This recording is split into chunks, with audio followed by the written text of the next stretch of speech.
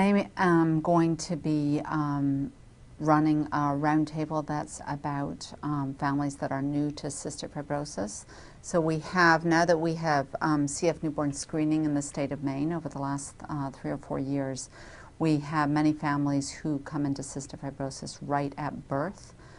It's very different. Often the children are very healthy at that point of time, so it's very different from diagnosing a child later on when they've been sick for many years.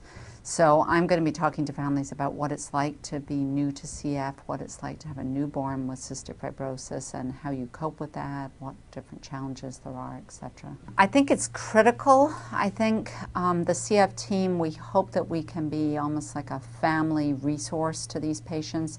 We really follow these patients and their families for 18, 19 years. We get to know them very, very well. We get to know every aspect of their lives and try to help them cope with every aspect of their lives that might relate to disease. We really try to be there as a resource, either nutrition, social work, medically.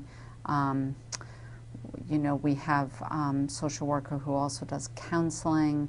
We have genetic counselors, we have respiratory therapists. We really try to cover every angle that we can think of that patients may have questions about, that families may need support. I think I want them to get out that, no two children with CF are the same. You can't listen to other people's experiences and relate them to your own because they might be very, very different. They're often going to be much more positive and affected by very different factors, everything from the genetics of your family, to the other aspects of your family, to just plain luck. I mean, some kids just get different organisms and different complications, and there's no way that you can predict what your child's going to have. You just have to really do everything you can to try to create the best environment, the best nutrition, the best pulmonary status. And the best thing that we really try to emphasize is that regular follow-up with the CF team is critical. That's been shown that if we don't see your child at least 4 times a year, and if we don't see them in the newborn period at least every 2 to 4 weeks for 6 months, and then monthly after that, they will fall off. They will not do as well. And I think the other thing we want to emphasize, particularly looking at quality improvement today, is that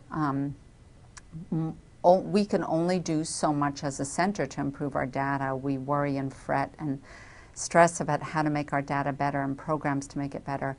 But you can take a horse to water, but you can't make it drink. The patients they have to do it themselves.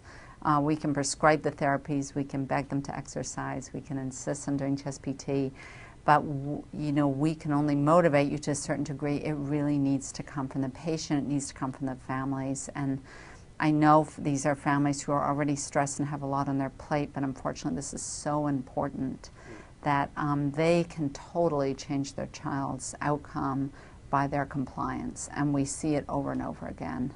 Good nutrition and compliance just goes a very long way to good lung function.